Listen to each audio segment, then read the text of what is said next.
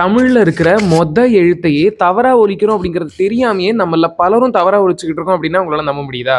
இதோ நீங்க இதை என்னன்னு சொல்லுவீங்க? ஆவா ஆவா அப்படின்னு சொன்னீங்கன்னா அதுதான் தப்பு.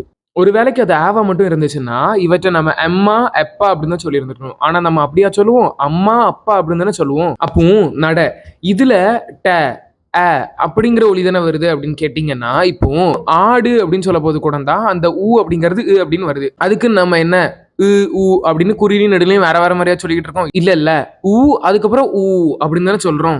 முதல்ல குறில்னா என்னன்னா ஒரு ஒலி, அது வந்துட்டு ஒரு மாத்திரை அளவுல இருக்கும், அதாவது ஒரு சொடக்கு நேரத்துல மட்டும்தான் இருக்கும்.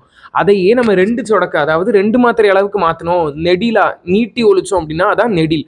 அப்போ குறிலும் நெடிலும் கேட்கும்போது ஒரே மாதிரி தானே இருக்கணும். இது அப்படின்னா இது அப்படின்னு தானே இருந்திருக்கணும். எப்படி அப்படின்னு மாறும்? இன்னும் கொஞ்சம் எடுத்துக்காட்டு பார்த்தோம் அப்படின்னா பகை அப்படிங்கிற சொல்லல கை அப்படின்னு தான் வருது. அதுக்கு நம்ம இந்த எழுத்து என்ன கை அப்படின்னு சொல்றோம், கை அப்படின்னு தானே சொல்றோம்.